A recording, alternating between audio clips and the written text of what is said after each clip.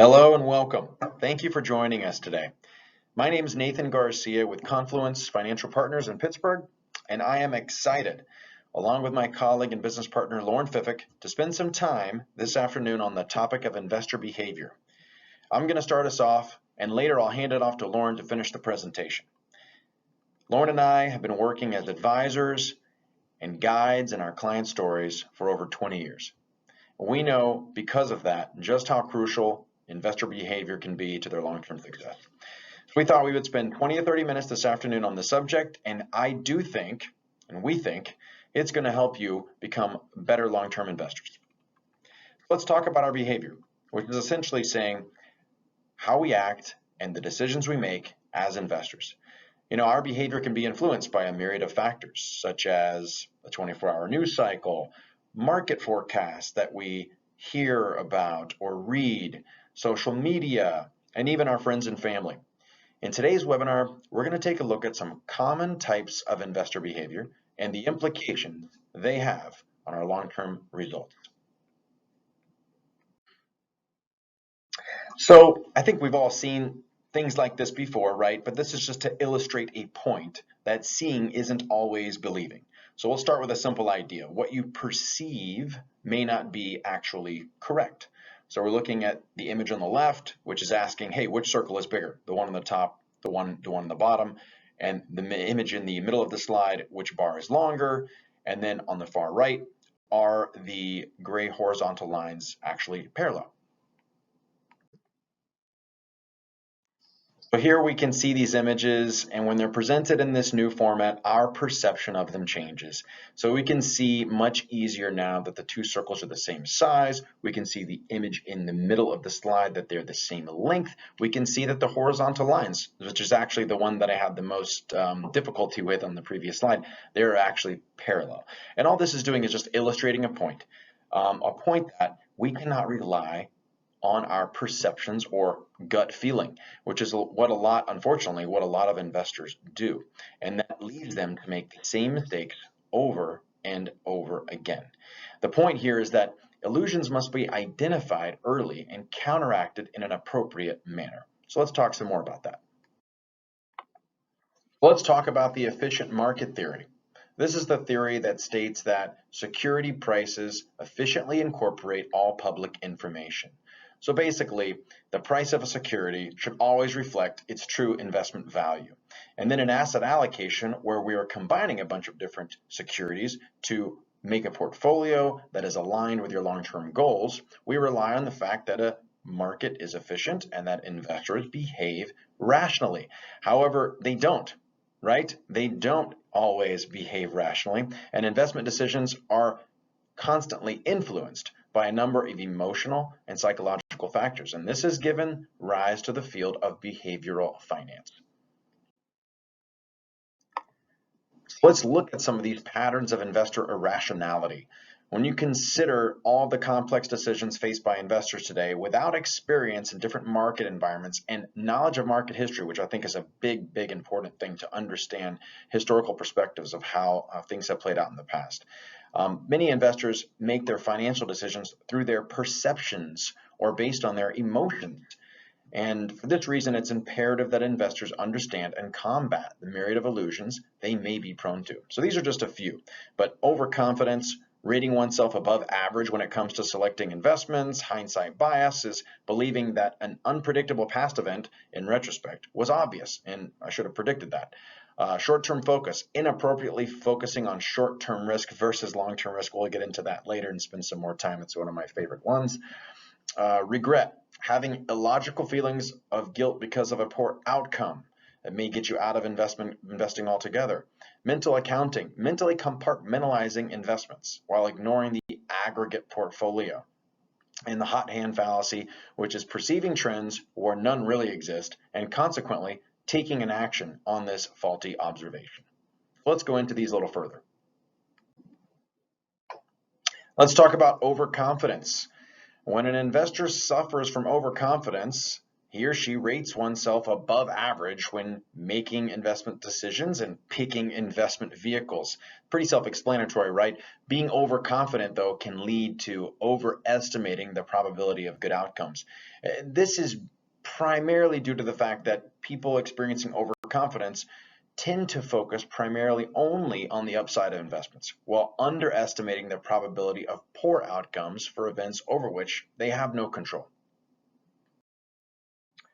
Here's a further illustration of overconfidence and a false perception. This is historical performance of specifically emerging market stocks from 2005 to 2022. Now, this emerging market stocks are not stocks in developed nations, certainly not in the US, specifically in those areas of the world that we consider emerging markets. And as you can see, you might be able to tell from this chart, very volatile returns. But if you were in 2005 as an investor and experienced 2005, 2006, 2007, and you were getting overconfident about your ability to predict the future based on those years, you might assume that 2008 would be a fantastic year. We all know in hindsight 2008 was a dismal year for stock investors, but particularly so if you were concentrated and overconfident of yourself in picking specific stocks or a specific sector or a specific area of the world to invest your money, and you would experience that more than 50% drawdown, 53.2 to be exact. Now we'll move on to hindsight bias. And hindsight bias is when you think that an unpredictable event in the past was inevitable. Some psychologists refer to this as the "I knew it was going to happen" effect. This is quite apparent the day after the stock market closes, when you watch an analyst on television or read something in other media outlets explain with confidence why the market did what it did. Of course, this is after the fact. Similar behavior is displayed by a sports analyst, right? After the game ended. There are so many of them who come on and tell you exactly why the events happened in the way that they happened and that they knew that this was going to be the case. And in reality, if you can correctly recall your beliefs of the day before an event, you are in an extreme minority. Most of us can rarely recreate what they thought. Most are honestly deceived and exaggerate their earlier estimates. Investors may become angry and regretful about failing to avoid what appears to have been an obvious outcome. And then this pattern of behavior will often promote another investor bias, which is overconfidence. Here we go with some additional information on hindsight bias with a couple of charts that we can examine further. I think this illustrates actually more than one point, but many people have claimed to see the writing on the wall when it comes to various historical asset bubbles, such as the technology bubble of the early 2000s or the more recent real estate bubble. However, when an obvious bubble was beginning to take shape, it would most likely not have ballooned and heightened or eventually burst if most people had known the eventual outcome, right? So the image on top shows technology stocks. It shows the growth from 92 till about 2005. And you can see the huge run up in prices and then the big run down in prices. So I think this is illustrative of that point, but also the fact that maybe in 2005, having $437 and you started with $100, maybe not a bad expected rate of return over a long period of time. And then you have the real estate chart on the bottom. People are familiar, 2007, 2008, we saw big declines in real estate values, but then holding for a longer period of time, you see that value has actually grown towards the end of the chart. Short-term focus. This is one of my favorites, not because it's great, but because it is great to talk about. We see so many of our clients exhibiting this behavior, and short-term focus is when an investor inappropriately focuses on the short-term risks as opposed to the long-term risk. So short-term risk would be asset prices are going to be volatile, Nathan. Asset prices might decline in value. And anyone that's been an investor or an advisor like myself for over 20 years can tell you that that is true. Short-term risks are present. Volatility is never going away. Asset prices can decline in value, and they definitely do for short periods of time, and they do that over and over and over again. But then we also know something that's true. Over long periods of time, asset prices appreciate in value. They produce income and appreciate in value. And so if we're inappropriately focusing on the short-term risks, we're missing the bigger risk, which is, if you look back over the last 25, 35, 45, 50 years plus, you see that asset prices appreciate, and you don't want to miss out on the growth that provides to you in the future to help you and provide more resources to you to meet those long-term objectives. So we know that most investors understand why they're investing. They're investing to meet a long-term goal. Yet if they're exhibiting short-term behavior, if they're focusing too much on short-term volatility and overreacting to that volatile movement or that decline short-term movement in asset prices, that is going to be counterproductive to any long-term goal that they are trying to achieve. So we're going to continue a little more on short-term focus, and this one is called avoiding potential near-term losses. A study, this is a great study, I think, a study called Risk Aversion or Myopia, and it was conducted by professors at the Anderson School at UCLA and at the University of Chicago. They studied a group of defined contribution plan participants. So these are employees working and participating in their retirement plans, and the participants were divided into two groups. Each group were told they could choose between two investment options, Fund A and Fund B.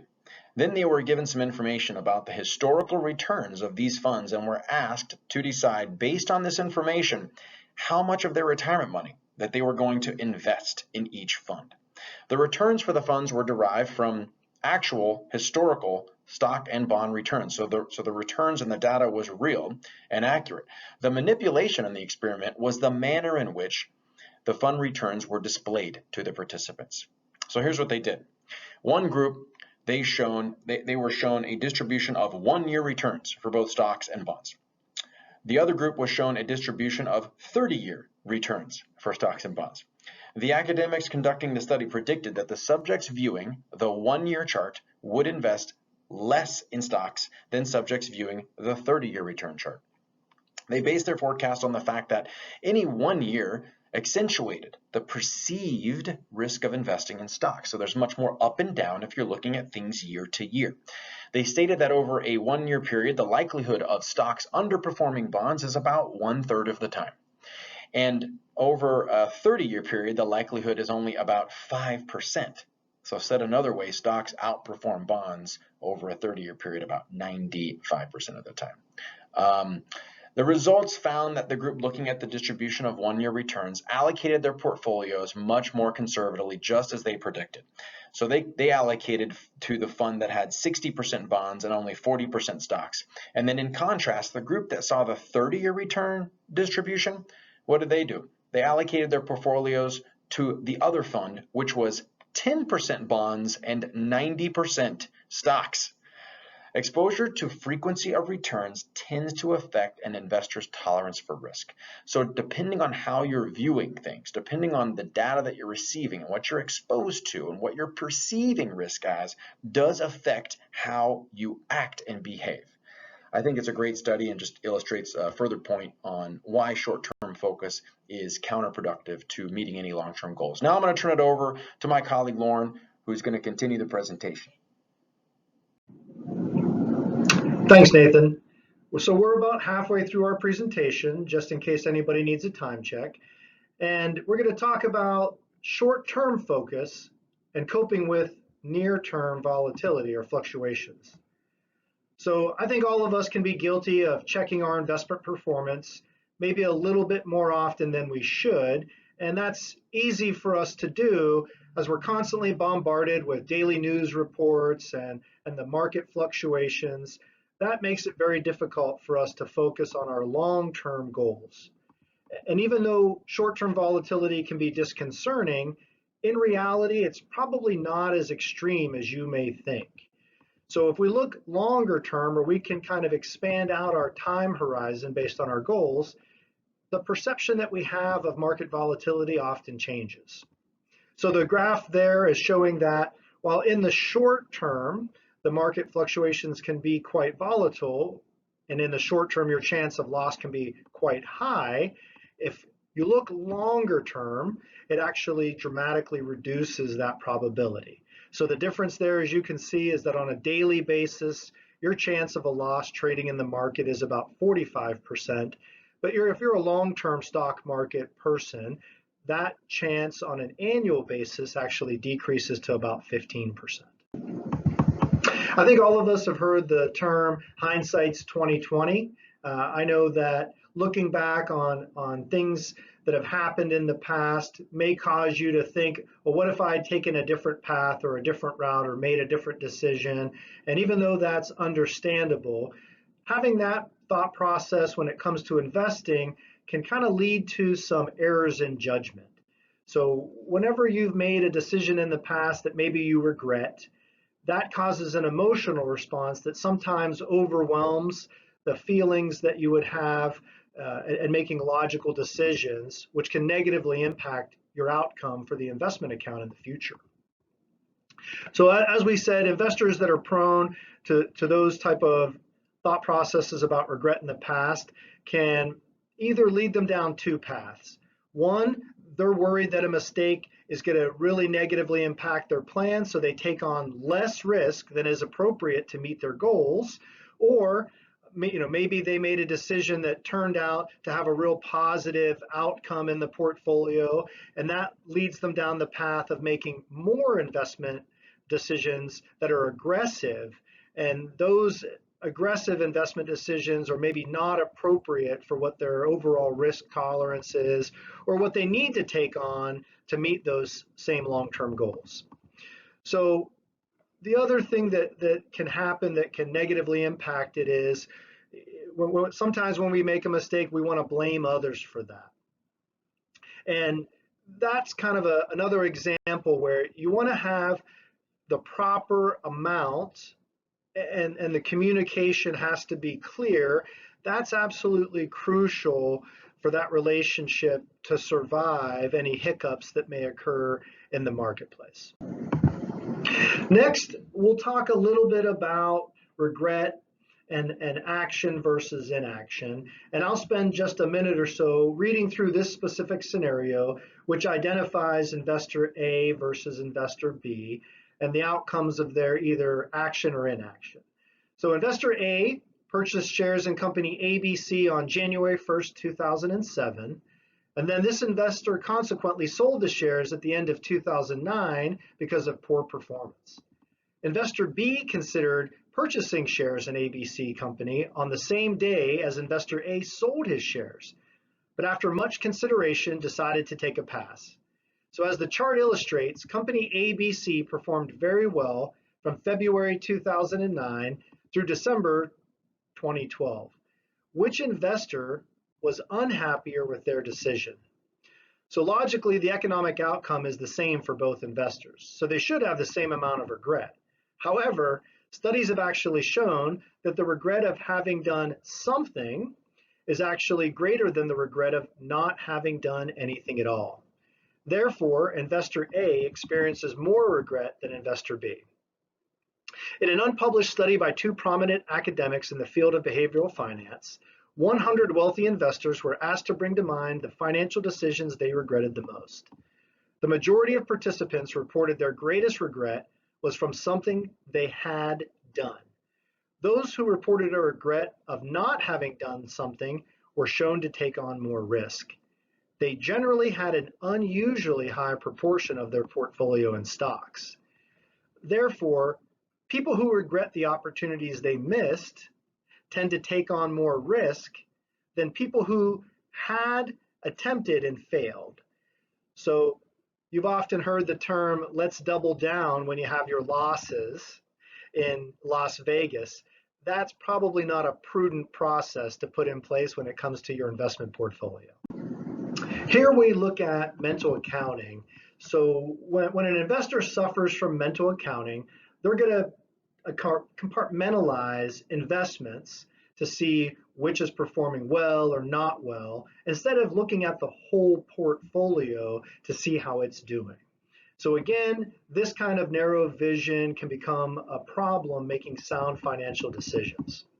So when the clients view with a very narrow perspective, assets in the portfolio, different asset classes, it can actually negatively impact their ability to see the benefits of asset allocation. So if we look at international investments as an example, a lot of clients, because they don't have as much familiarity with investments outside the US as they do within the US, which is understandable, but they think those investments are too risky for their portfolios. So they kind of neglect that having different types of investments actually helps the volatility of the portfolio stay more consistent.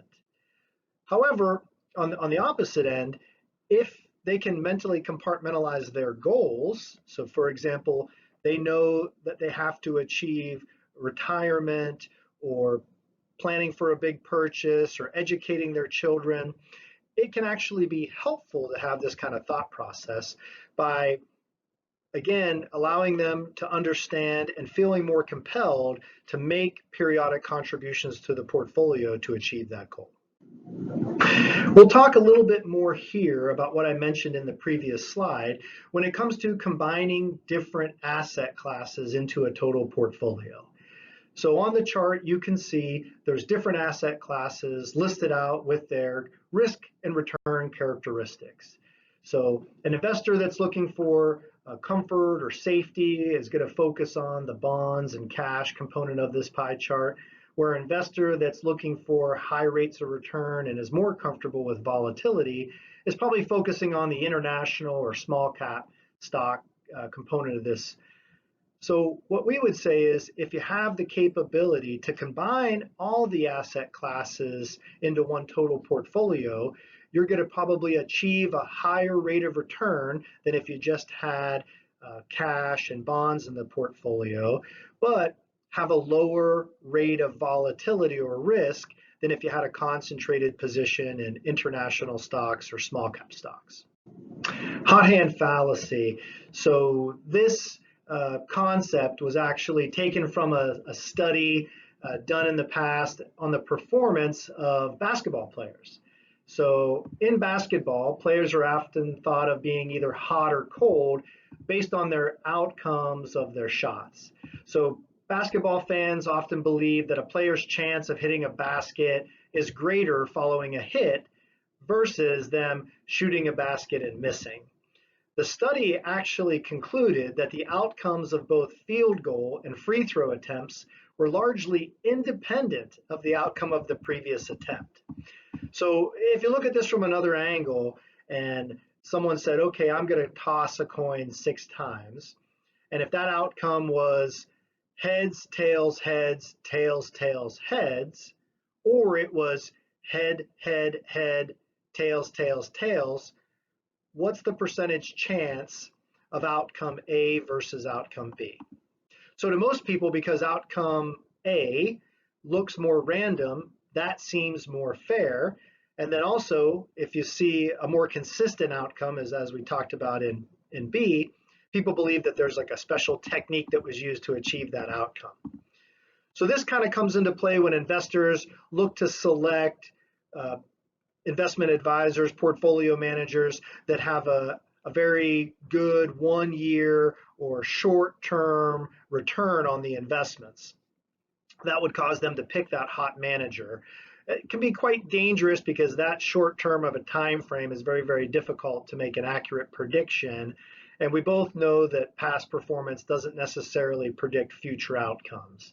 So instead, you definitely want to make sure that you're looking at long-term track record performance of a particular portfolio manager if you're going to use that to gauge what the potential is for future outcomes.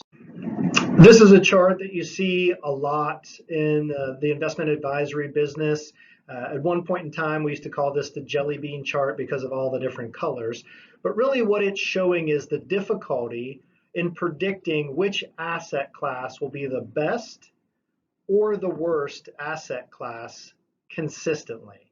So if you look, you can see that, for example, international stocks dominated from 2004 to 2007. And then, of course, after those 4 stellar years, they were the worst performer in 2008. and then rebounded to the top position again in 2009, and then fell to the bottom again in 2011. You can see a similar type of characteristic for ups and downs when you look at long-term government bonds as a top performer in 2008, then the worst in 2009, and then back again to the top in 2011. So investing in a diversified portfolio sometimes means that you're not experiencing 100% of the return of the top performer every year, but it is also helping you kind of steer away from extreme losses so that you're not participating in the worst asset class every year. So there's an example that's shown 2015, a portfolio would have returned a negative 0.7%, which was 2% lower than the top asset class that year. But that same diversified portfolio would have performed better than the worst performing asset class that year by 3%. So a well-diversified portfolio allows investors to mitigate some of the risks associated with investing. And by investing in that portfolio using a different multiple asset classes, the volatility can be greatly reduced. Here's another chart that goes over the hot hand fallacy. This time it's going over chasing fund performance. So if you've ever heard the term that you want to buy low and sell high, this is kind of showing that oftentimes due to numerous factors, one of those being your emotional response to volatility in the market, that may not always work out the way people think it will. So there's kind of two types of return that's being shown here. One is the total return of the portfolio, and that would mean that an investor bought into a fund January 1st of one year and then held that fund until December 31st of the same year. So while that rarely happens, they also want to measure how does an investor invest in a portfolio. So they do that by investor return, showing what's the inflows and outflows to that fund. So how did the average investor perform versus how did the actual fund perform? So again, this chart illustrates that as the fund increases in value, you see more inflows or people adding money to that fund. And then as the fund decreases in value, you can see people pulling their money out of the fund or there's more outflows. So in this example, the fund's 10-year total return was 10.6%, but its 10-year investor return was negative 16.3%. So that's quite a discrepancy. So one thing that we want to be cognizant of is, are there fund companies that match up your goals with their goals? So you'll have some fund companies that will establish a trendy fund just to attract more investor assets, again, what's hot. And then you have other funds that stick with the tried and true long-term investment time horizon. And we often see that those type of funds have superior investor returns because they provide more consistency. So we looked at a lot of slides today and we had a lot of commentary on those slides. And I hope that we've established that we feel that investor misconceptions can be quite dangerous. In explaining asset allocation concepts and constructing an asset allocation policy, identifying and understanding investor misconceptions is critical to the process that we go through for clients.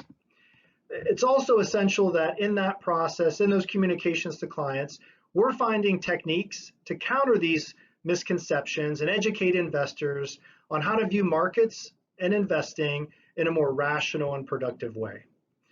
As always, we hope that this content challenged you and got you to think. That's what we always want to do. And if there's things that you'd like us to cover in the future, please reach out. Email, any kind of social media, or our website. So today's webinar didn't provide a Q&A, but we value any feedback that you have, and we'd be more than happy to respond to any inquiries for one-on-one consultations. Thank you again, and I look forward to our next conversation.